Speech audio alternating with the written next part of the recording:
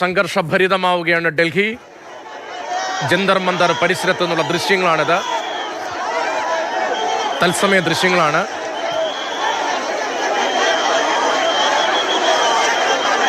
CJP പ്രവർത്തകരും സമരത്തിന് പിന്തുണയുമായി എത്തിയവരും ജന്തർ മന്ദർ ഭാഗത്തേക്ക് എത്തിക്കൊണ്ടേയിരിക്കുകയാണ്. അതിനിടയിലാണ് ഇപ്പോൾ സുരക്ഷാ ഉദ്യോഗസ്ഥരുമായി തർക്കമുണ്ടാകുന്നത്.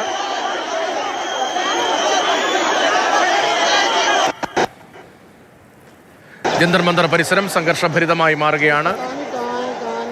സമീപത്തെ മെട്രോ സ്റ്റേഷനുകൾ അടച്ചിട്ടുണ്ട്.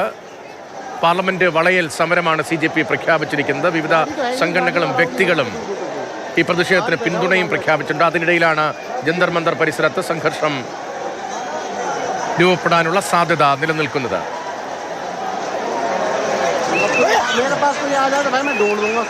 വിഷ്ണു പ്രസാദ് ഉണ്ട് വിവരങ്ങളുമായി. വിഷ്ണു, എന്താണ് സംഭവിക്കുന്നത്? ഇന്ന് പാർലമെന്റ് വർഷകാല സമ്മേളനം തുടങ്ങുന്ന ആദ്യ ദിനം തന്നെ പാർലമെന്റിലേക്ക് മാർച്ച് നടത്തിയാണ് CJP പ്രഖ്യാപിച്ചിട്ടുണ്ടായിരുന്നത്. ഇതേ തുടർന്ന് ഇപ്പോൾ മാർച്ച് എത്തിയ വിദ്യാർത്ഥികൾ ബാരിക്കേഡ് നീക്കം ചെയ്തുകൊണ്ട് പാർലമെന്റിന് സമീപത്ത് ഒരു നിമിഷം, police lathi വീശുകയാണ്.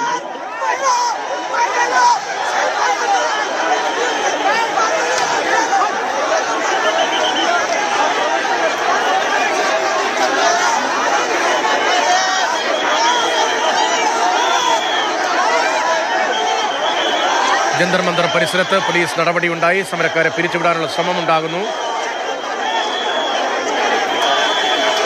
Cockroach Janata party CJP ആഹ്വാനം ചെയ്ത പാർലമെന്റ് വളയിൽ സമരത്തിനായി എത്തിയവരാണ്.